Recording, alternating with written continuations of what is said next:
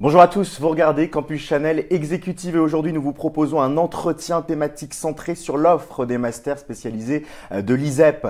Vous êtes un professionnel en poste, peut-être même en reconversion professionnelle ou bien en transition professionnelle. Un MS peut sans doute vous aider à donner un coup de boost à votre carrière. Pour en parler, nous allons recevoir aujourd'hui des experts de l'ISEP, une école d'ingénieurs du numérique, pour découvrir un petit peu les différentes offres de formation continue que propose cette école et puis l'intérêt que ça peut avoir dans le cadre d'une carrière. Bonjour Isabelle Lorioz. Bonjour. Vous êtes responsable de la partie exécutive de l'ISEP. Avec vous, on va avoir une vue globale, un panorama global des différents masters spécialisés qui existent à vos côtés. Henri Leben est avocat à la Cour. Bonjour maître. Bonjour. Et vous êtes partenaire de la société virtuelle DPO et vous êtes également intervenant dans l'un des MS dont on parlera dans quelques instants. Nous recevrons également tout à l'heure au cours de cette émission Olivier Calef. Il est spécialiste en matière de cybersécurité. Il est également intervenant à l'ISEP et expert cyber-résilience au sein du groupe Sanofi. Tout un programme. Nous recevrons également Paul-Emmanuel Van den Bury qui est ingénieur et qui est passé par un MS en cybersécurité. Et puis nous recevrons Raja Shiki, responsable du parcours Expertise Cloud Computing. Voilà pour le menu de ce qui vous attend. Alors à quoi ça ressemble un MS au sein de l'ISEP? C'est ce qu'on va savoir tout de suite. Et on commence avec vous, Isabelle Lorioz. Est-ce que vous pouvez nous présenter déjà la formation continue au sein de l'ISEP? Tout à fait. Donc la formation continue s'appuie sur l'expertise de l'ISEP, qui est une école d'ingénieurs du numérique. Nous accueillons donc à la fois des étudiants en fin de parcours et des professionnels.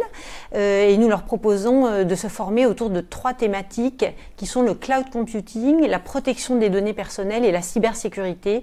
3 domaines dans lesquels les besoins de formation sont très forts en ce moment. Alors, ils sont ouverts à qui, ces masters spécialisés de l'ISEP? Quel est un peu le profil type des candidats que vous allez avoir? Alors, nous accueillons plusieurs types de profils. Nous accueillons à la fois des étudiants qui ont terminé leur formation première, à la fois des ingénieurs, des juristes, des personnes qui ont fait une école de commerce, et puis également nous accueillons des professionnels en poste ou en reconversion qui souhaitent acquérir une double compétence ou se spécialiser dans les domaines que j'ai cités tout à l'heure.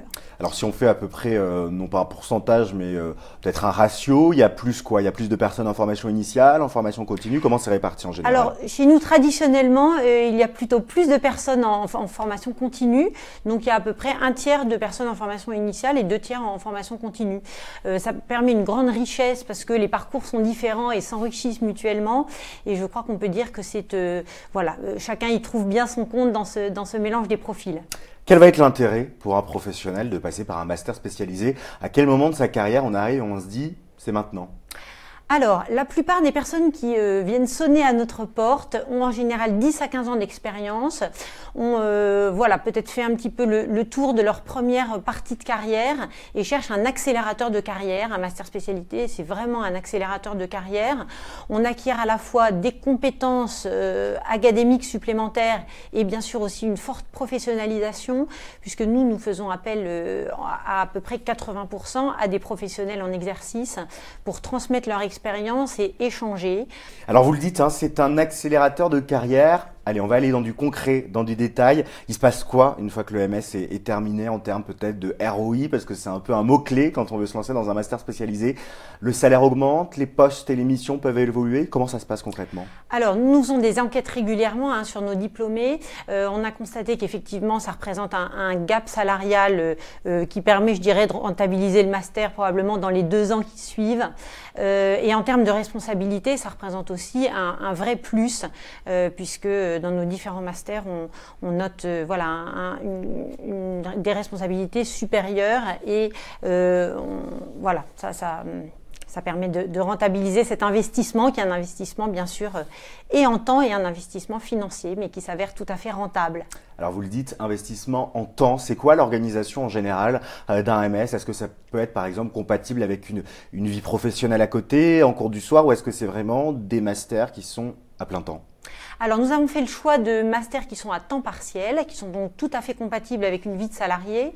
Donc, à l'ISEP, les masters sont 2 jours par semaine, avec quelques samedis dans l'année également, pour répartir la charge entre voilà, l'employeur et la personne qui se forme. Donc, que l'on soit, j'allais dire, étudiant en fin de parcours ou professionnel, ce rythme de 2 jours par semaine sur à peu près une année scolaire rend une activité en entreprise tout à fait compatible. C'est quoi en général? C'est jeudi, vendredi? Alors, c'est jeudi, vendredi, puis vendredi, samedi, une semaine sur 2. D'accord, voilà. Une semaine sur 2.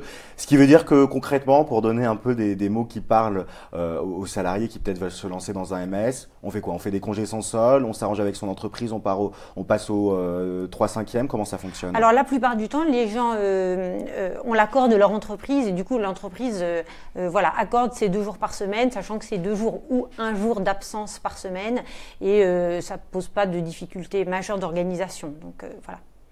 Un mot peut-être aussi sur le campus, où est-ce qu'ils se déroulent les cours? Je crois même qu'on a une petite vidéo qui montre un petit peu tout ça. Alors nous avons la chance d'être très bien situés puisque nous sommes à Issy-les-Moulineaux, tout près de la sortie du métro Corentin-Selton. Nous sommes dans un bâtiment qui a été entièrement rénové et qui est classé dans un parc arboré. Donc les étudiants sont plutôt contents de venir dans ce beau cadre pour travailler et échanger. Voilà les images qui s'affichent sur vos écrans. Tout ça, là, ce qu'on voit à l'écran, c'est les locaux de l'ISEP où on peut étudier. Donc ça voilà. A l'air quand même assez grand. Il y a tout sur le campus. Alors tous nos cours ont lieu ici.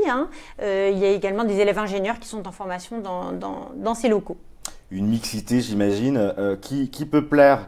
Un mot peut-être sur les formations. Alors bien sûr, on va entrer dans quelques instants dans le détail des 3 programmes de master spécialisés qui existent au sein de l'ISEP. Mais un petit mot peut-être sur ce qui peut irriguer de manière globale les différents MS, les soft skills, parce qu'on en entend beaucoup parler et j'imagine que les professionnels recherchent ça aussi. Les soft skills, finalement, c'est toutes les compétences qui ne sont pas directement des compétences professionnelles, mais une manière d'être, la manière peut-être de se présenter, de s'exprimer, les relations qu'on peut avoir aux autres. Est-ce qu'il y a des enseignements un peu transversaux qui permettent d'acquérir ces soft skills?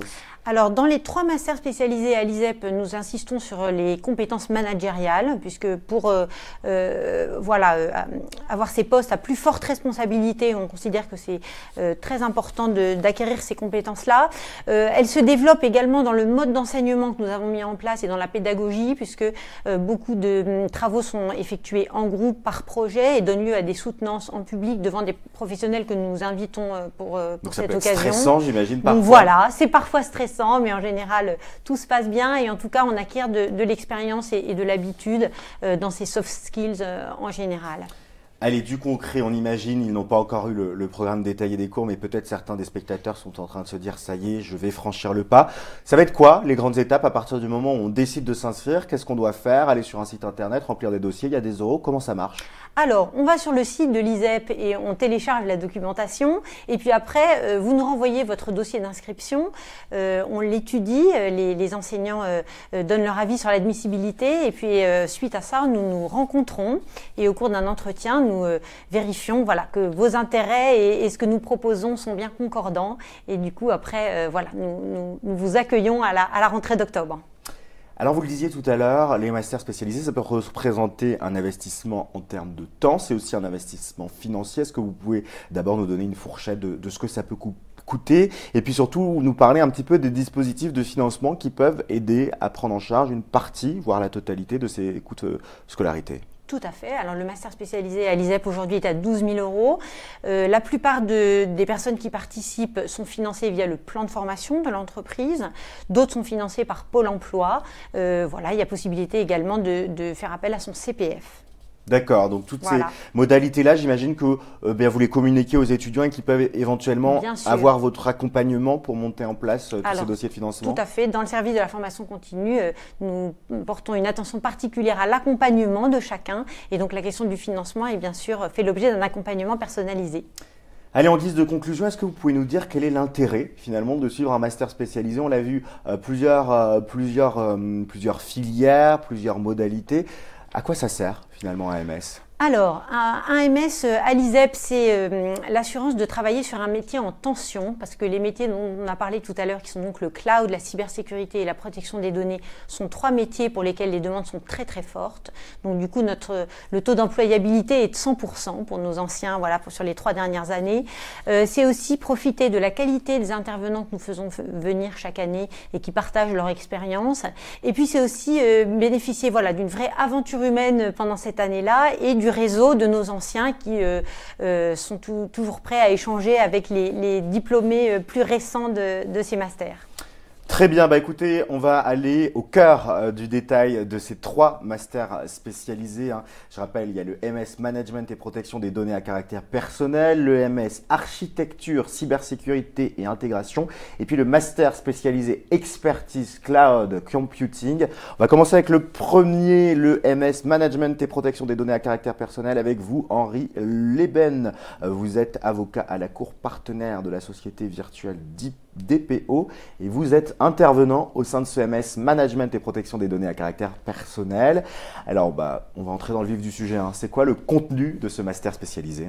Alors, le contenu de ce master, c'est d'apprendre aux gens à devenir soit délégué à la protection des données, ce qui est une nouvelle fonction en fait qui existe depuis mai 2018, qui vient remplacer une fonction qui existait depuis quelques années, celle de correspondant informatique et liberté, avec la différence qu'aujourd'hui, le DPO, le délégué à la protection des données, est quelque chose qui est extrêmement demandé. On a des tas de demandes de plein d'entreprises, de grands comptes, mais pas seulement, qui sont désespérément à la recherche de DPO qualifiés.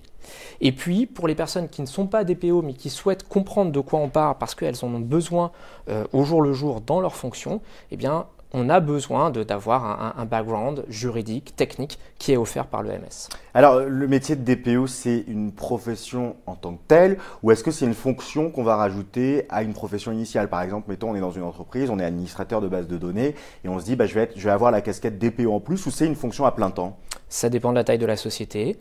Il y a des sociétés, aujourd'hui, de la majeure partie des sociétés, ça ne sera pas une fonction à plein temps, on va la partager.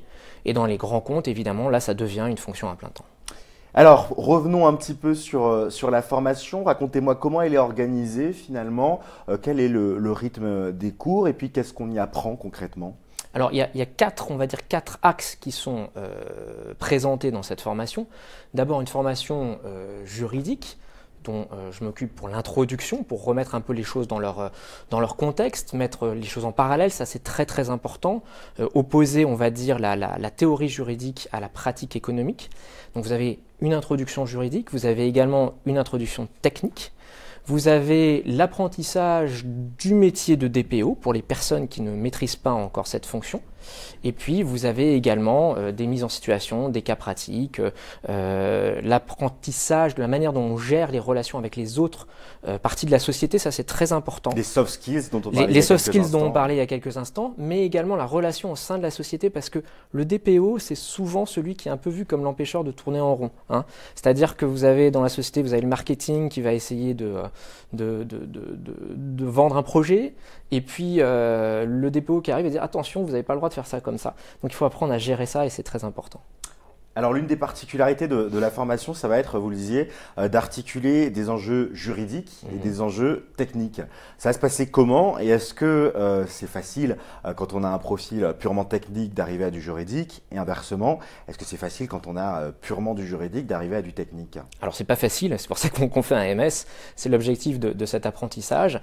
Comment est-ce qu'on fait? D'abord, la plupart des enseignants sont des gens qui sont des praticiens, donc qui vont délivrer un cours par rapport à leur propre expérience. Par exemple, moi je travaille avec Virtual DPO, donc qui est là pour essayer de proposer des fonctions de DPO externalisées.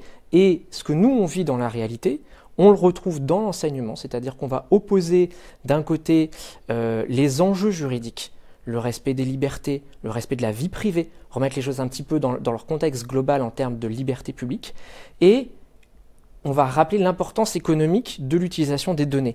Et une fois qu'on a mis en balance ces deux enjeux très très importants, on essaye de trouver des solutions pratiques pour permettre, tout en respectant les libertés publiques, qui est un enjeu fondamental, de permettre à la société de mettre en place son projet managérial, son projet économique, et c'est ce qu'on fait avec nos étudiants. On les fait travailler sur des cas pratiques, on les fait réfléchir à des solutions concrètes qui sont acceptables juridiquement et techniquement.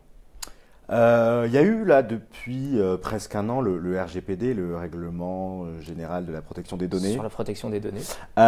C'est une réglementation européenne qui est très très rigoureuse en termes de protection des données. Maintenant, dès qu'on va sur un site internet, il faut cocher une petite case pour dire qu'on veut bien être tracé par tel cookie, tel cookie, tel cookie.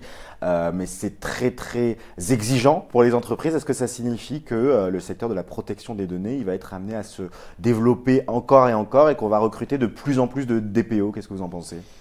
C'est sûr qu'il va continuer à se développer. La réglementation, le RGPD, n'a pas inventé le droit des données personnelles. Ça existait depuis 1978 en France et puis ça existait aussi au niveau communautaire. Il y a une grande différence, c'est qu'avec l'entrée en vigueur du RGPD, les sanctions applicables ont explosé, puisqu'on peut aller jusqu'à 20 millions d'euros d'amende, 4% du chiffre d'affaires annuel si on ne respecte pas la réglementation. Donc avant, si vous voulez, quand on parlait de données personnelles dans une société, ce n'était pas forcément tout à fait entendu. Aujourd'hui, c'est devenu une vraie préoccupation. Et il faut savoir que c'est un marché qui n'a pas encore finalisé ses objectifs, c'est-à-dire qu'il y a encore des sociétés qui sont en train de se développer, de se mettre en conformité, et il y aura toujours des nouvelles questions par rapport justement au RGPD. Donc oui, c'est encore un marché en plein essor. Ça va être quoi le profil type des candidats que vous recevez et puis qui deviennent par la suite des étudiants? Est-ce que ça va plutôt être des juristes de formation qui ont envie d'une couche technique ou plutôt des techniciens, entre guillemets, ingénieurs de formation qui veulent du juridique? Elle ressemble à quoi votre promo? Alors, il me semble, légèrement plus de techniciens que de juristes. Mais on a de plus en plus de juristes qui sont très très pointus, qui ont une connaissance très approfondie, et ça correspond d'ailleurs au développement de l'intérêt de la société, puisque ça veut dire qu'ils envoient maintenant de plus en plus des juristes qui sont en front line, on va dire, avec ces problématiques. Donc on a de tout, peut-être un peu plus de techniciens que de juristes, mais c'est assez équilibré globalement. Isabelle, ce master spécialisé, voilà, il mélange du côté technique, du côté juridique. Pourquoi finalement un candidat viendrait en école d'ingénieur pour acquérir des compétences purement juridiques? Alors, il se trouve que l'école a été pionnière sur cette question d'informatique et liberté, puisque ça fait 12 ans que ce master spécialisé existe. Donc, on s'est appuyé sur les compétences de l'ISEP en informatique pour nous aider à monter ce programme. Mais il se trouve que nous avons des experts juridiques qui sont venus nous épauler dans le montage de ce master et dans son développement. Donc, on a vraiment maintenant, on est la formation la plus ancienne qui vient d'être inscrite au RNCP, ce qui est une vraie reconnaissance. Sous le titre de DPO, et donc on a une vraie légitimité sur ce sujet et une ancienneté qui nous donne toute notre légitimité sur ces sujets. Alors si vous êtes des experts de protection des données, j'imagine que quand les candidats rentrent leurs informations personnelles pour candidater, elles sont bien protégées, elles sont en sécurité. On y fait attention. Vous avez beaucoup de DPO en interne qui surveillent tout ça. Je me retourne vers vous, Henri Leben. Qu'est-ce qui va faire la particularité de votre formation par rapport à les quelques autres, alors j'allais dire multitude, mais je ne sais pas s'il y en a beaucoup, mais les autres formations qui peuvent exister dans ce domaine, qui peuvent être portées par des écoles de droit ou par d'autres écoles d'ingénieurs? Qu'est-ce qui fait, vous, votre particularité? Alors, notre particularité d'abord, ça va être l'ancienneté, comme le disait Isabelle. 12 ans d'expérience dans ce domaine, ça compte. Ça, c'est une première chose. Deuxièmement, il y a la volonté vraiment de travailler à la fois sur le pratique, donc que les gens qui font cette formation ressortent en sachant comment faire très concrètement. Ça, c'est la première chose. Mais deuxièmement, également, de leur donner une profondeur, une capacité à mettre les choses en balance. Et ça, c'est très important parce qu'on a vu une multitude de formations apparaître où on va enseigner le droit des données personnelles. Mais être DPO, c'est pas seulement ça. Être DPO, c'est devenir autonome. Et nous, ce qu'on vise à faire, c'est permettre aux gens d'être autonomes dans leurs fonctions. Et je crois qu'il faut réaliser un stage dans le cadre de ce master spécialisé, c'est ça? Oui, tout à fait. Alors, je vais peut-être laisser Isabelle en parler un peu plus. Oui, alors voilà, dans le cadre du master spécialisé, la conférence des grandes écoles demande que l'on réalise un minimum de 4 mois en entreprise, donc qui peut être fait soit dans votre entreprise habituelle dans laquelle vous êtes salarié, soit si vous êtes entre deux ou en recherche dans une autre entreprise. Sur ce rythme de l'alternance, pour nous, ça représente 6 mois d'alternance. D'accord. Voilà. Le fait qu'on ait 2 jours de cours par exactement. semaine. Mais ça veut dire quoi concrètement? Moi, je fais cette formation, je vais reprendre mon exemple, un architecte réseau, je gère des bases de données, je gère l'architecture réseau. J'avais envie d'une coloration DPO en plus. Il va falloir que j'aille toquer à la porte de mon RH pour lui dire j'ai besoin de mission DPO. Comment ça peut se négocier? Alors, quand on est salarié, c'est exactement ça qui se passe. On va effectivement voir ces RH et on dit moi je souhaiterais être détaché pendant ce temps-là pour acquérir des compétences particulières. Nous on trouve que c'est important que les personnes en formation AMS puissent à la fois acquérir leurs connaissances en cours et puis les mettre en pratique au fur et à mesure en entreprise, et c'est très riche et on voit que voilà, c'est ça aussi qui permet d'avancer le mieux possible. Et si l'entreprise refuse, mais j'ai quand même envie, est-ce que vous accompagnez éventuellement des recherches de postes? Vous avez des offres qui peuvent permettre à des candidats de suivre en parallèle d'une nouvelle mission, par exemple? Alors oui, tout à fait. Nous recevons beaucoup d'offres dans ce domaine de la protection des données, qui est un domaine vraiment en tension aujourd'hui. Donc nous les mettons bien sûr à disposition de nos apprenants. On accompagne aussi chacun. Donc voilà, s'il y a besoin, on reçoit chaque personne pour identifier quel est son besoin. Et nous avons des partenaires entreprises nombreux auprès desquels nous envoyons des personnes en formation régulièrement.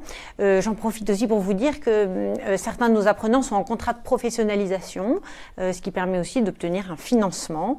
L'entreprise, voilà, c'est sur le même mode que l'apprentissage, mais ça permet d'être à la fois en formation et d'être financé. Ça, les contrats de professionnalisation, ça concerne plutôt les étudiants en formation initiale ou c'est possible aussi en formation continue? C'est également possible en formation continue. Mais ça reste un contrat de travail, parce qu'on peut se dire, si on était en CDI dans une boîte et qu'il faut passer d'un seul coup en contrat de professionnalisation, ça peut faire un peu peur. Alors non, les contrats de professionnalisation, ils sont ouverts aux personnes qui sont chez Pôle emploi. D'accord. Voilà. Ou éventuellement aux personnes qui ont fini une formation initiale. Voilà. Henri, quelques mots sur quelque chose qui peut parfois effrayer des candidats, la thèse professionnelle. Il faut en réaliser une ou pas dans le cadre de ce MS? Alors il y a un mémoire à faire. C'est pas effrayant parce qu'en général les étudiants travaillent sur des sujets qui les intéressent, soit qui vont avoir une application immédiate dans leur entreprise, soit qui sont vraiment des sujets d'actualité. Et donc, comme le disait Isabelle, c'est un domaine où il y a énormément de questions aujourd'hui, énormément de demandes, énormément de besoins. Donc, ce n'est pas les sujets qui manquent, ce n'est pas les sources de réflexion qui manquent, et donc c'est plutôt un moment passionnant, on va dire, pour les personnes qui sont formées. Et ce secteur, il embauche, vous le disiez, il embauche à quelle grille de salaire? Est-ce que vous avez une idée approximative de ce que peut toucher un DPO? Alors, même chose, moi personnellement, je n'ai pas d'informations, peut-être qu'Isabelle en aura plus, mais encore une fois, ça va dépendre également de la société dans laquelle vous vous trouvez tout simplement. Bien sûr, et de votre expérience professionnelle antérieure. Nous, ce qu'on voit dans les études, c'est que les personnes qui sortent se situent dans une fourchette entre 45 et 55 000 euros par an. Voilà. Donc c'est des salaires qui sont très confortables. Ce sont des bons salaires. Et les missions, qu'est-ce qu'on fait concrètement une fois qu'on est diplômé de ce MS? Quel est le but, vous, quand vous formez des étudiants? Alors, de manière générale, encore une fois, le but, c'est que les personnes soient autonomes. C'est-à-dire que si elles sont DPO dans leur société, elles puissent commencer à être DPO. Il y a beaucoup d'étudiants, enfin de personnes formées, qui sont déjà acteurs de la réglementation dans leur société. Donc l'objectif, c'est de mieux les former, d'améliorer leurs compétences. Après, vous avez des personnes qui sont en mission et donc qui vont rentrer dans des sociétés pour aider les sociétés à se mettre en conformité. Pour faire en sorte que la réglementation soit respectée ou expliquer tout simplement à la société ce que ça veut dire se mettre en conformité. Quelques mots en guise de conclusion, Henri. S'il y a des personnes qui hésitent à se lancer, à franchir le grand pas, qu'est-ce que vous avez envie de leur dire? Comment vous souhaitez les conseiller? Alors c'est une formation très riche parce que vous avez des profils très très variés au sein de la formation. Moi, ce qui me frappe à chaque fois, c'est la complicité qui apparaît très rapidement entre les gens parce qu'ils réfléchissent sur des sujets qui sont des sujets d'actualité, qui sont passionnants. On parle d'intelligence artificielle, on parle de cybersécurité, on parle de e-santé. Tout ça, ce sont des sujets qui vont continuellement se développer dans les années à venir et les étudiants sont au cœur de ces problématiques. Et ben voilà, le message est passé. Merci beaucoup Henri Leben. Je rappelle que vous êtes avocat à la Cour, partenaire de la société virtuelle DPO et vous êtes venu nous présenter l'un des 3 masters spécialisés de l'ISEP, le MS Management et Protection des données à caractère personnel. Merci également à vous, Isabelle Lorioz, responsable de la partie exécutive de l'ISEP. On vous retrouvera en fin d'émission pour parler avec nous d'un autre MS, le MS Expertise Cloud Computing. Mais tout de suite, on va passer à la deuxième partie de cette émission centrée sur l'offre de formation continue et master spécialisé de l'ISEP, puisqu'on va parler ensemble du MS Architecture, Cybersécurité et Intégration. Bonjour Olivier Calef. Bonjour. Vous êtes spécialiste en matière de cybersécurité, à la fois intervenant à l'ISEP, responsable du MS Architecture, Cybersécurité et Intégration. Vous êtes également expert en cyber-résilience au sein du groupe Sanofi. C'est quoi la cyber-résilience ? Bien, c'est le fait que malgré les attaques, l'entreprise soit capable de répondre et de continuer son activité en fonction des différentes évolutions du contexte. Et néanmoins, ça nous perturbe le moins possible. Donc c'est pas simplement installer un antivirus, quoi. C'est plus compliqué. Ça va un petit peu au-delà de ça. Mais l'antivirus, c'est une première bonne étape. C'est une première étape, mais il faut bien avoir conscience que ce n'est pas que la technique. Il y a aussi tous les aspects organisationnels de la sécurité. Et puis, autre part, je travaille au niveau du groupe global Sanofi. Donc, c'est quand même 140 pays, 500 sites. Donc, c'est pas simplement une approche spécifique, c'est une approche globale qu'il faut avoir. Et ça fait partie des éléments qui sont importants en matière de sécurité. Et j'imagine que vous transmettez dans le cadre du MS cybersécurité, architecture et intégration. Je dis à l'envers, mais c'est à peu près ça. À vos côtés, Paul-Emmanuel Van Den Bury, vous avez suivi, vous avez suivi, vous, le MS cybersécurité et vous êtes aujourd'hui ingénieur chez Airbus cybersécurité. Vous allez nous parler un petit peu de votre parcours. Vous faites un peu de cyber-résilience aussi ? Ah non, pas du tout. D'accord. Bon, vous allez nous dire tout ça dans quelques instants. Et je me tourne vers vous, Olivier. Est-ce que vous pouvez déjà, dans un premier temps, nous présenter un petit peu votre cursus et aussi votre parcours finalement dans le cadre de la cybersécurité, et puis on focalisera plus sur le MS, mais vous, personnellement, quel a été votre parcours ? Moi, j'ai commencé par l'école d'ingénieur ISEP, que vous connaissez peut-être, voilà. Et puis après, j'ai travaillé chez Dassault Électronique sur des problématiques réseau, et très vite, j'ai commencé à faire la sécurité. D'abord en montant une société qui s'appelait Apogée Communication, et puis j'ai fait ça pendant une vingtaine d'années. Puis j'ai travaillé à l'ANSSI. Et maintenant, donc, j'ai rejoint le groupe Sanofi. Donc, j'ai une carrière qui a couvert de nombreux aspects sur la cybersécurité, sachant qu'au début, je dirais, à part apprendre sur le terrain, il n'y avait pas grand-chose. Et alors aujourd'hui, vous êtes responsable, c'est ça, de ce MS ? Alors, tout à fait. Et donc, c'est un MS qu'on a monté il y a quelques années maintenant. On a cherché plusieurs choses. D'une part, à mettre et à injecter un maximum de connaissances, à la fois technique, mais aussi, comme je disais, organisationnel, et aussi faire en sorte que ce soit des vrais professionnels qui participent à ce master, et qu'on soit non seulement à l'écoute des besoins des entreprises, mais qu'on soit aussi capable d'anticiper et de voir un peu vers quoi les entreprises devaient aller, et vers quel thème sécurité est-ce qu'on devait se diriger. Quel va être l'intérêt aujourd'hui de se former à la cybersécurité ? On a besoin d'experts en cybersécurité de plus en plus ? De plus en plus, les chiffres en gros disent qu'en 2022, on aura besoin d'environ 350 000 experts sécurité en Europe. Moi, c'est quelque chose que je vois depuis très longtemps, puisque ça fait quand même quelques années que je fais de la cybersécurité. J'ai eu l'occasion d'animer l'option réseau dans le cadre de l'ISEP École d'ingénieur. Et puis, l'évolution vers la sécurité s'est faite de façon toute naturelle. Après, en matière d'intérêt, je dirais, dans mon cas, c'est une passion. Je fais ça depuis longtemps et j'espère bien continuer à faire ça pendant très longtemps. Et c'est aussi quelque chose que j'essaie de transmettre aux apprenants, à savoir cette passion, le côté toujours novateur qu'on peut trouver dans la sécurité. Et puis aussi s'appuyer quand même sur des fondamentaux, des méthodologies de sécurité, des aspects très pragmatiques. Et je pense que ça fait aussi partie des raisons pour lesquelles le Master Sécurité a été reconnu à la fois par le RNCP et par l'ANSSI dans le cadre du label SecNumEdu. Paul-Emmanuel, vous êtes l'un des anciens apprenants de ce MS, passionné par la cybersécurité ?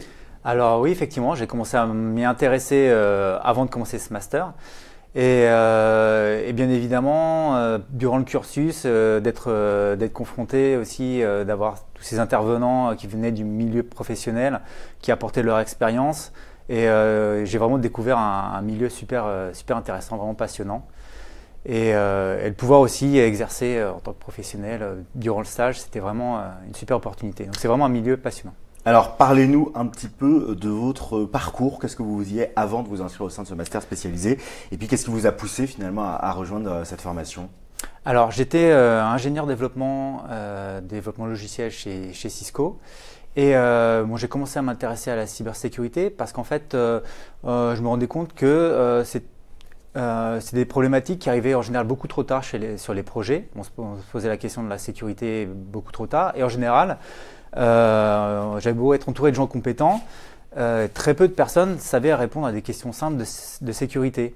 Et j'ai profité d'un changement professionnel pour me dire qu'est-ce que je vais faire maintenant. Et je me suis dit, bon, ça m'intéresse la cybersécurité, qu'est-ce que je peux faire là-dedans. Et donc vous avez regardé comme ça les différentes offres. C'était quoi votre objectif? C'était un changement de carrière, de nouvelles missions? Et d'ailleurs, est-ce que ça s'est traduit en changement de carrière? Alors oui, donc je voulais quand même m'ouvrir des portes. Moi, j'adorais la technique. Et par contre, je me suis dit, bon, des masters cybersécurité, il y en a plein. Vraiment, bon, il y a des masters, il y a plein de formations en cybersécurité qui existent. Je me suis dit, la technique, ça c'est quelque chose, je connais, c'est de la formation personnelle constante. Et si je fais un master, qu'est-ce que je veux que ça m'apporte? Et en fait, j'ai regardé, il y en avait plein. Il y a des masters qui justement ont plutôt une orientation technique. Et ce qui m'a plu dans le master cybersécurité de l'ICEP, c'est que c'était vraiment il était orienté plutôt pour préparer à des postes plutôt organisationnels, décisionnaires. Et ce qui me plaisait, c'est que je me suis dit, éventuellement, si je fais un master, c'est bien que ça puisse m'ouvrir des portes pour des évolutions de carrière plus tard. Donc j'ai commencé à regarder ce master-là. Et surtout aussi, ce qui m'a rassuré, c'est que c'était une grande école, c'était l'ISEP. Que le programme était validé par l'ANSSI, il avait reçu le label SecNumEdu. Et surtout, c'était un programme en alternance, en apprentissage. Alors moi, j'avais fait mon école d'ingénieur en alternance, donc je connaissais le rythme, déjà ça implique aussi. Et je sais que c'est très enrichissant. Et du coup, ça m'a tout de suite plu. Et voilà, donc j'ai choisi ce master pour ces raisons. Un petit mot peut-être sur le public auquel s'adresse votre formation. Il faut déjà avoir eu un pied dans le domaine de la cybersécurité, où on peut arriver en étant parfaitement novice. Et si c'est le cas, quelles vont être les compétences un peu en informatique que vous attendez? Je pense qu'il faut avoir une culture de base en informatique, ça c'est quand même un petit peu nécessaire. Après, le but du master, et ça a été le cas déjà dans les années précédentes, c'est d'avoir des apprenants qui avaient une culture informatique, qui voulaient évoluer vers la cybersécurité, et donc ils démarrent je dirais, au pied de l'escalier, et puis on les fait gravir toutes les marches ensemble, jusqu'à arriver à un bon niveau de connaissance, et puis voir des postes d'encadrement derrière. Ce côté aussi entraînement, et il ne s'agit pas d'avoir des relations simplement entre un professeur et un élève, c'est vraiment une notion de partage qui est importante, et c'est un vrai transfert de compétences, un transfert d'expérience qu'on essaye de faire, et finalement les questions aussi qui sont posées sont des questions qui sont issues de la vie réelle, donc c'est sûr que lorsqu'on a déjà des connaissances en matière d'informatique, c'est pratique, parce que les questions qui vont être posées vont être directement adaptées. Si on a déjà des compétences en matière de sécurité, on pourra aller un petit peu plus loin, mais je dirais que tout le monde y retrouve son compte. Un petit mot peut-être sur le programme, le projet pédagogique. On apprend quoi concrètement dans ce MS? Alors, on apprend à la fois, comme disait Emmanuel tout à l'heure, on a à la fois des aspects techniques, des aspects c'est quoi les aspects techniques par exemple? Ça peut être regarder un petit peu ce qui se passe au niveau de certaines techniques de sécurité, certaines techniques réseau par exemple, parce qu'on fait beaucoup de réseaux, mais on ne se pose pas toujours des questions de sécurisation. Donc l'idée, c'est aussi d'apporter une réflexion aux apprenants, pas simplement se dire, les gens de la sécurité vont devoir m'obliger à faire la sécurité, donc je vais mettre les rustines.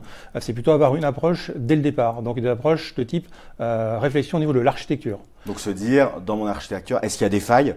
Est-ce que je suis déjà en train de me mettre un handicap dans ce que je conçois? Exactement, c'est déjà faire une analyse de risque, se poser des questions, se poser les bonnes questions dès le départ. Donc ça, c'est pour la partie architecture hardware, on peut dire d'une certaine façon. Non, c'est pas que hardware, c'est vraiment de l'architecture au sens d'architecture d'un système d'information. Global. Mais aussi, ça peut être logiciel, ça peut être au niveau des développements logiciels. Donc ça, c'est une partie des enseignements. Qu'est-ce qu'on apprend d'autre? Eh bien, vous apprenez aussi à ne pas forcément considérer que quelque chose qui marchera toujours. Et donc, prendre en compte le fait que, par exemple, les incidents de sécurité, eh ben, ça arrivera. Et ça arrivera forcément. Et je dirais une des meilleures façons de traiter un incident de sécurité, c'est de s'y être préparé. Donc, plus on anticipera, mieux ce sera. Ça fait partie des fondamentaux en matière de sécurité. Donc, ça veut dire que dans les cours, il va y avoir l'aspect prévention, l'aspect aussi action, correction, essayer de réparer quand tout est cassé. Est-ce qu'il y a des TP, par exemple, où vous amusez à détruire tout un système et il faut le reconstruire de A à Z? Ça peut être ça, les cours, un peu? Alors, l'objectif, c'est pas tellement de détruire, c'est plutôt de voir en matière de recommandation ce qu'il aurait fallu faire. Et par exemple, après un exercice, c'est de tresser un bilan. Comment est-ce que je fais pour m'améliorer? En fait, on parle souvent de cercle vertueux de la sécurité, c'est vraiment ça. C'est pouvoir faire en sorte que la prochaine fois, ça se passe mieux. Paul-Emmanuel, dans tous ces cours, qu'est-ce qui vous intéressait le plus? Est-ce que c'était parce qu'il y avait du concret ou au contraire, est-ce que vous aimiez bien le côté théorique? Qu'est-ce que vous avez le plus apprécié de cette formation? Alors, il y avait vraiment plein de sujets très intéressants, justement parce que ça me changeait énormément du côté uniquement technique. Et effectivement, on apprend tout ce qui est normes relatives à la sécurité, la gestion des risques, les audits, audits de sécurité, gestion de crise. Donc, il y a beaucoup de théories, mais il y a quand même aussi des parties, pas mal de pratiques. Voilà, des travaux pratiques, des TP. Voilà, par exemple, je me souviens, on avait fait inspiré d'un cas réel, un exercice de pilotage de projet sur le thème de la Coupe du Monde de rugby 2007, où il fallait imaginer comment, en temps contraint, en gérant le budget, sécuriser la retransmission des matchs.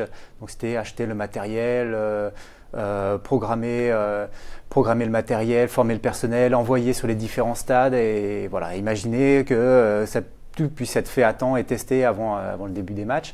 Voilà, donc on a fait des cas concrets comme ça. Donc vraiment, il y a eu plein de choses vraiment passionnantes. Puis bon, c'était aussi les échanges avec les intervenants. Voilà, on vient de vous parler de protection des données. Il y a des avocats qui viennent aussi. Voilà, vous pouvez pas vous attendre que vous allez être passionné parce que ces gens-là vont vous dire, et pourtant c'est le cas. Un côté ouverture pluridisciplinaire. Il va y avoir aussi, parce que j'imagine, si un jour on est amené à travailler pour une entreprise, pour un grand groupe qui a un problème de sécurité, il va falloir communiquer derrière et en référer aussi aux responsables communication qui font la SAV.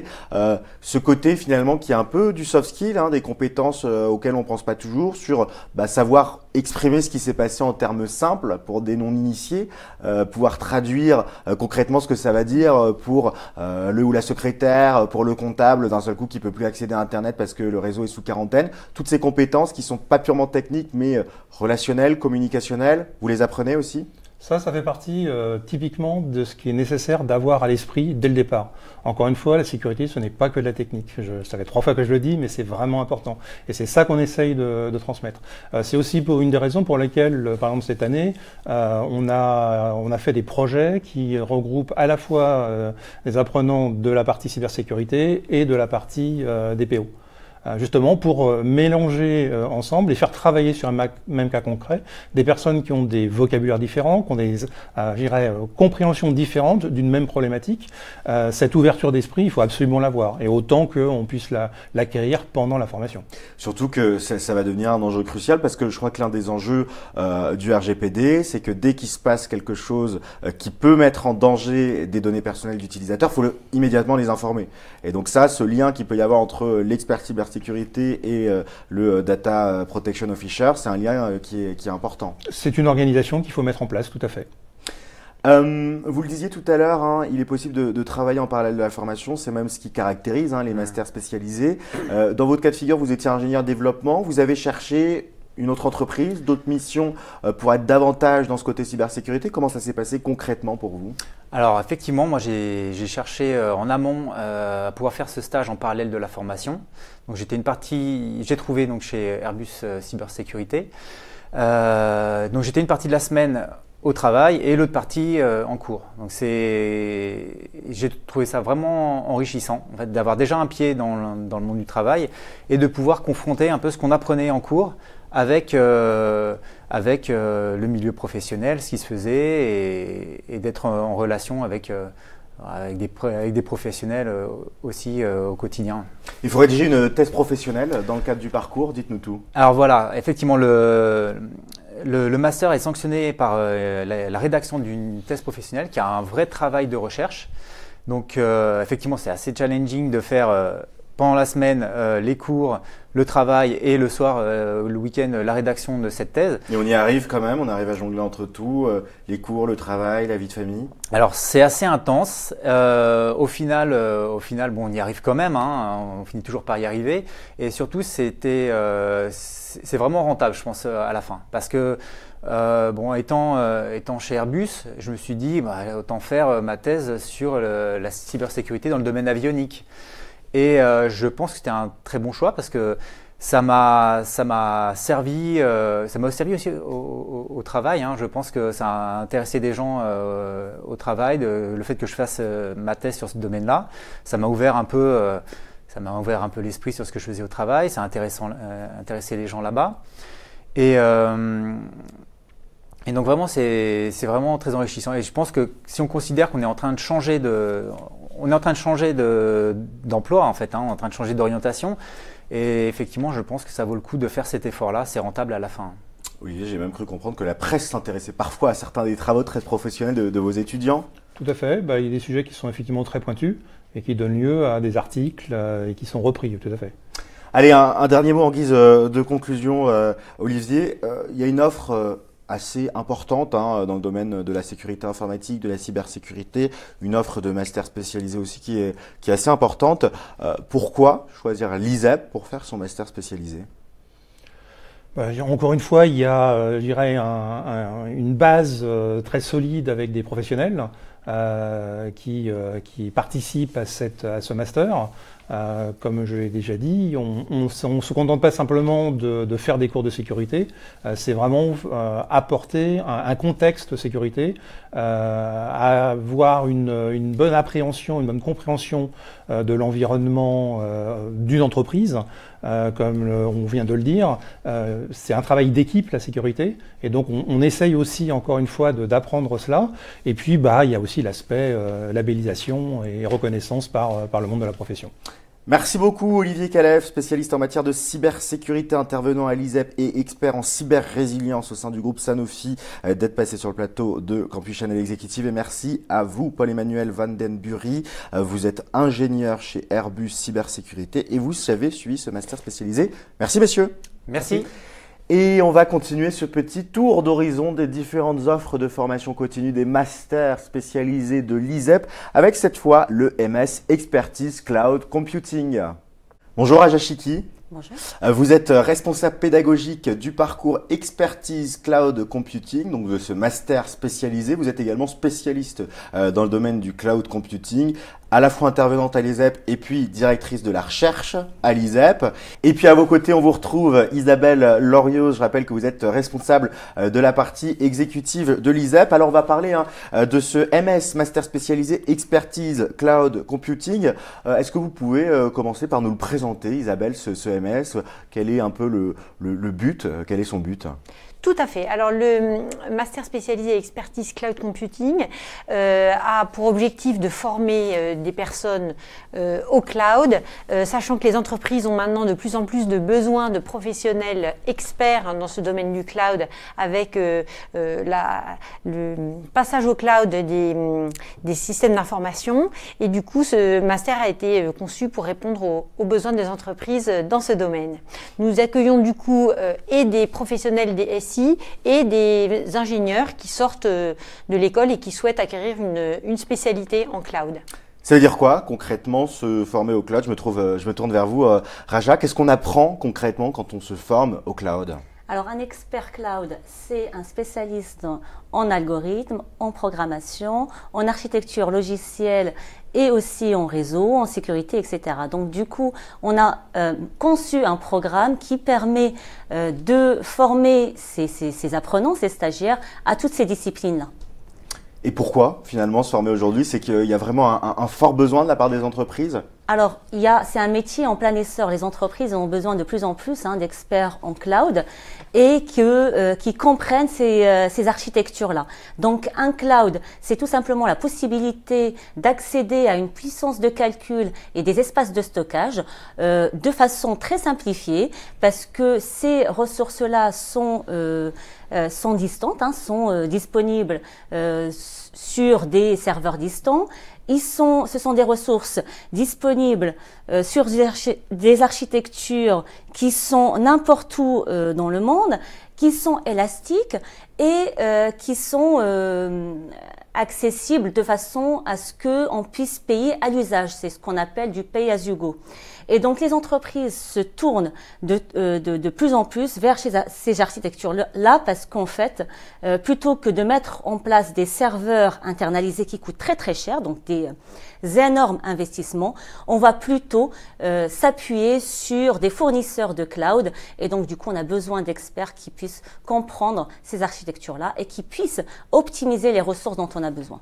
Le but, Isabelle, c'est que les entreprises, elles aient identifié des interlocuteurs, des experts qui se fassent pas arnaquer, qui sachent précisément comment formuler les demandes et quelle offre aller chercher.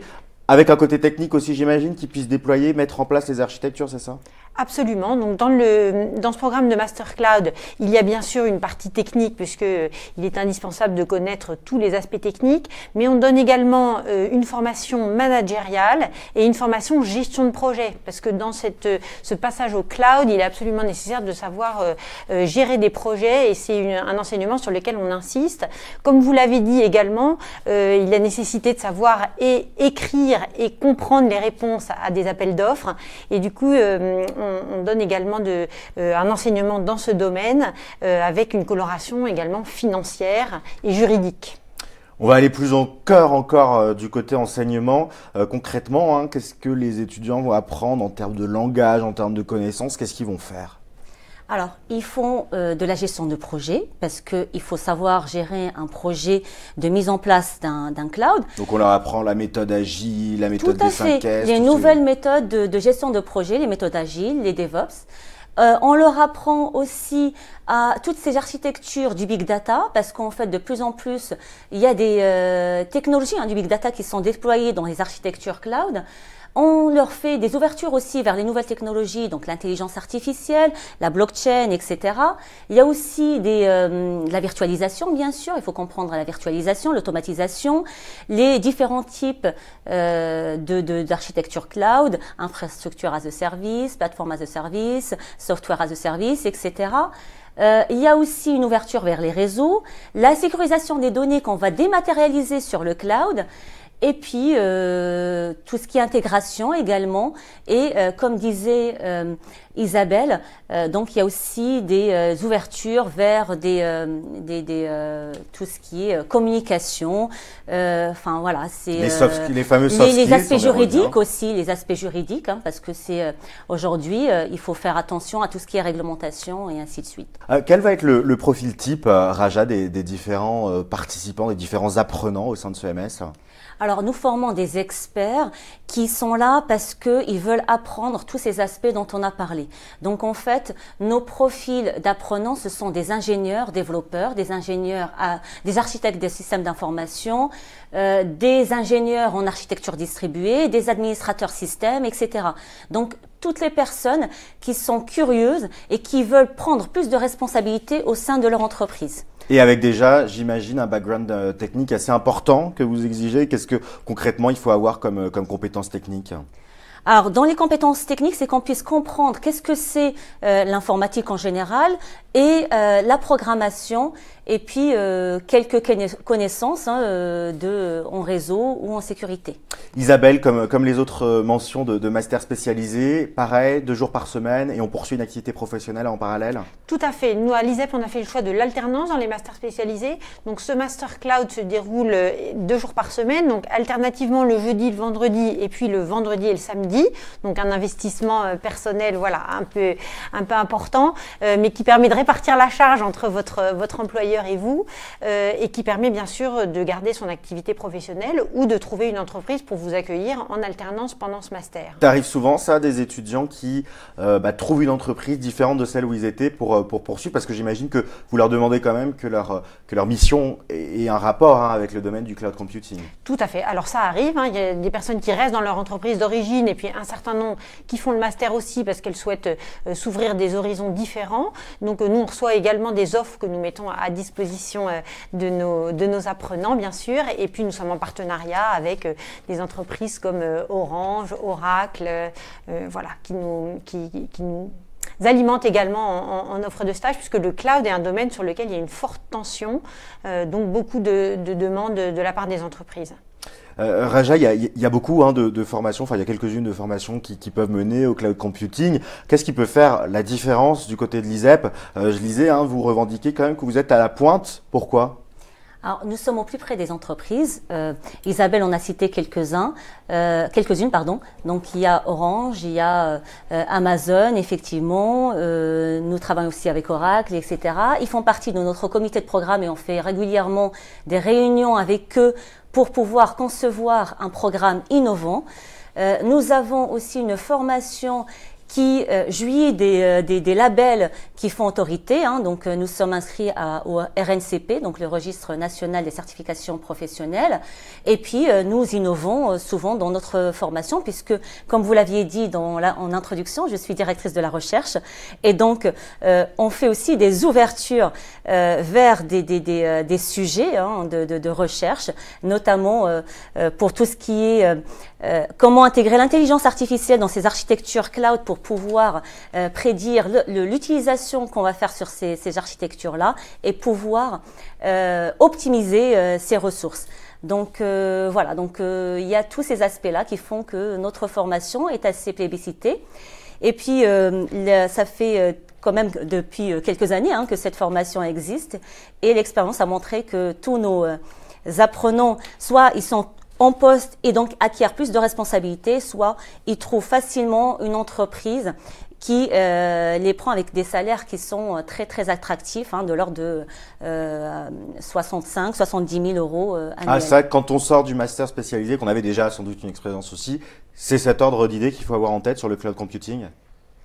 Cet ordre d'idée, c'est-à-dire cet ordre financier. Exactement. Donc, en fait, ils sont très sollicités par les entreprises et donc ce sont des compétences qui sont très demandées. Un petit mot sur la pédagogie aussi. On a parlé des contenus des cours. Peut-être un petit mot sur la façon dont ça s'organise. J'imagine qu'il y a beaucoup de projets de groupe, de côté pratique. Comment ça fonctionne un petit peu? Alors, côté formation, on a mis en place un certain nombre de modules qui s'appuient sur la pratique. Donc, on a envie que nos apprenants mettent la main dans le cambouis. Et donc, du coup, ils ont un certain nombre de projets qu'ils mènent soit individuellement, soit en groupe. Là, je vais donner la parole à Isabelle sur la formation en général. Donc, du coup, il y a bien sûr les modules, mais il y a aussi les tests professionnels et puis des stages qu'ils mènent. Comment ça se passe concrètement? Tout à fait. Alors, nous, on insiste quand même beaucoup sur la pédagogie par projet dans ces masters, parce qu'on considère que c'est comme ça aussi que les gens se mettent en situation. Et ce sont des formations qui se veulent très professionnalisantes. Donc, 3 projets dans l'année. Parfois, il arrive que nous fassions des projets également conjoints entre les masters, selon les années. Voilà, ça peut varier. Les personnes sont donc en stage pendant un minimum de 4 mois équivalent temps plein. Et puis, à la fin du master spécialisé, on leur demande également de rédiger et de soutenir une thèse professionnelle qui est soutenue devant un jury dans lequel on fait venir également des professionnels partenaires. La thèse professionnelle, c'est quoi le but? C'est de travailler en parallèle sur un sujet presque de recherche? Alors, Oui, ça n'est pas une thèse d'État non plus, c'est pas 3 ans de recherche, une thèse professionnelle, mais c'est en revanche quand même un sujet que les apprenants sont amenés à creuser, pour lequel on leur explique que c'est également eux-mêmes, un atout pour eux, parce que bien sûr, ils vont apporter quelque chose à la communauté. C'est un sujet qui intéresse le secteur et dans lequel ils vont creuser. Ça va leur permettre également de se mettre en valeur et on insiste aussi là-dessus. Par exemple, cette semaine, nous avons la remise des diplômes, des masters, et j'ai demandé à certains des diplômés de cette année de pitcher leur thèse. Et donc, en cloud, on va avoir une présentation de l'usage du cloud dans l'intelligence artificielle. Voilà. Raja, un petit mot sur les métiers auxquels on peut prétendre. Quelles sont les professions finalement auxquelles on peut accéder avec ce MS? Alors, un expert cloud et ensuite un ingénieur cloud aussi. Ce sont des métiers qui sont très connus et reconnus. Donc, il suffit juste de faire une recherche avec ces mots-clés et vous allez trouver plein d'offres d'emploi qui seront proposées donc à nos apprenants. Ça peut être peut-être aussi éventuellement un tremplin vers l'accès à des fonctions plus d'encadrement, c'est-à-dire l'expert cloud ou l'ingénieur cloud, on imagine qu'il est très dans le concret, un peu les mains dans le cambouis, qui va aller très dans le projet. Est-ce que le fait d'avoir un master spécialisé, ça peut permettre de prendre de la hauteur et d'être plus à des fonctions d'encadrement, de responsabilité, ou le fait d'avoir une coloration cloud va aider? Cela dépend de chaque bonhomme ou chaque femme. Donc, soit on s'oriente plutôt vers des MOE, soit vers MOA. Donc, du coup, soit c'est vers des… Maîtrise d'œuvre ou maîtrise d'ouvrage. Voilà, exactement. Soit vers un métier plutôt technique et donc, du coup, on a la main dans le cambouis, soit vers ceux qui commandent. Plutôt ceux qui vont gérer des projets et qui vont manager des équipes. Bon, un petit mot en guise de conclusion sur ce MS. Quel conseil vous auriez envie de donner à des professionnels qui se disent est-ce que c'est fait pour moi, est-ce que c'est pas fait pour moi, c'est un investissement, est-ce que ça vaut le coup? Qu'est-ce que vous avez envie de leur dire? Alors, ce que j'ai envie de dire, c'est qu'en fait, il faut réfléchir. Est-ce qu'on a envie de s'orienter vers le cloud? Et si oui, dans son entreprise, bien sûr. Et si oui, eh bien, cette formation est faite pour vous parce que ça vous permet de comprendre qu'est-ce que c'est que le cloud, quels sont les différents composants d'un cloud et comment s'y mettre en toute sécurité pour pouvoir sécuriser ses données, et pour pouvoir bien architecturer son cloud et bien l'optimiser. Merci à Raja Chiki, vous restez avec nous pour les quelques minutes de conclusion qui arrivent et je me retourne vers vous, Isabelle Lorioz, responsable de la partie exécutive de l'ISEP, de la formation continue des masters spécialisés. On l'a vu, 3 mentions très différentes, mais si finalement il fallait trouver un point commun entre ces différents MS, qu'est-ce que ça pourrait être? Quel est un peu le fil conducteur de ces masters spécialisés? Alors, ces masters spécialisés s'appuient sur les domaines d'expertise de l'ISEP, qui est une école d'ingénieurs du numérique. Et donc, on a fait le choix de former des personnes aux métiers en tension. Que ce soit la protection des données, la cybersécurité ou le cloud, ce sont 3 domaines dans lesquels on est en recherche de talents. Donc, je ne saurais trop vous inviter à vous former dans ces domaines pour lesquels les besoins sont très importants aujourd'hui. Se lancer dans un master spécialisé, c'est à la fois une décision personnelle. Finalement, il va falloir mettre en place son plan de carrière, ce qu'on a envie de faire, trouver des financements. Mais c'est aussi un projet qu'on mène à la fois avec sa famille, puis avec son entreprise. Et c'est là où on peut se dire, à un moment, il y a un frein. J'ai envie de me lancer dans un MS, mais que va en penser mon employeur? Est-ce qu'il faut que je lui en parle? Est-ce qu'il va pas avoir peur que je m'en aille? Qu'est-ce que vous avez envie de donner comme conseil aussi à celles et ceux qui hésitent à se lancer par peur peut-être du regard de l'employeur sur ce projet? Alors, je pense quand même que d'aller voir votre employeur avec ce projet de formation qui est ambitieux montre quand même que vous avez le souci de prendre en main votre carrière et d'avancer vraiment dans votre domaine. Donc, je pense que ça doit donner lieu à un dialogue, bien sûr, avec votre employeur, mais que ça ne peut être qu'un plus d'aller montrer votre souhait d'apprendre. L'un des très gros atouts de ce genre de formation, c'est les personnes que vous allez y rencontrer. Et moi, j'ai toujours envie de dire, ce sont tous des gens curieux et des gens qui ont envie d'avancer. Je crois que c'est un point commun de tous nos apprenants et voilà, c'est pour ça que ça constitue aussi une vraie aventure pour la personne qui vient se former. Il y a un avant, après, ça c'est décelable dans les candidats, les apprenants que vous accompagnez. Vous arrivez à percevoir un peu ce qu'ils étaient avant, ce qu'ils deviennent après, ça transforme une carrière? Alors c'est un vrai accélérateur et puis c'est aussi une maturation personnelle et professionnelle. Ces masters spécialisés sont l'occasion quand même de beaucoup d'échanges entre professionnels qui viennent, comme on l'a dit, d'horizons différents, que ce soit avec les intervenants ou entre membres de la promotion. Je crois que ça donne quand même une vraie assise. Le fait de consacrer comme ça une année à apprendre, ça permet aussi de mûrir. Et moi, quand je rencontre des alumni qui me font part de leur carrière par la suite, on sent que ça a été un déclencheur. Si on a envie d'en savoir un peu plus sur ces masters spécialisés, comment on peut le faire? Eh bien, on va sur le site de l'ISEP et on trouve tous les renseignements dans la partie master spécialisé. Et ben voilà, merci beaucoup Isabelle Lorios d'avoir été avec nous. Je rappelle que vous êtes responsable de la partie exécutive de l'ISEP et merci à vous Raja Chiki d'avoir été avec nous, responsable pédagogique du parcours Expertise Cloud Computing, l'un des 3 MS proposés au sein de l'ISEP. J'en profite également pour remercier Henri Leben qui était avec nous en première partie de cette émission. Il est avocat à la Cour, partenaire de la société virtuelle DPO. On remercie également Olivier Calèche, spécialiste en matière de cybersécurité, à la fois intervenant à l'ISEP et puis expert cyber-résilience au sein du groupe Sanofi. Et un remerciement aussi pour Paul-Emmanuel Van Den Bury, qui est ingénieur cybersécurité chez Airbus.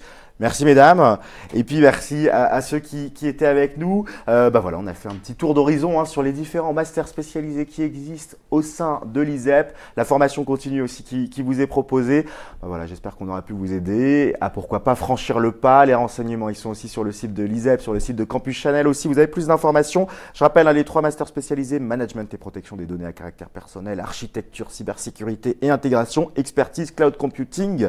On en parlait, voilà, des secteurs qui sont porteurs, qui sont pourvoyeurs d'emplois et qui permettent de donner un boost à sa carrière. Merci beaucoup de nous avoir suivis sur Campus Channel Exécutive. J'espère qu'on aura pu répondre à toutes vos interrogations et à très vite ici même sur ce plateau.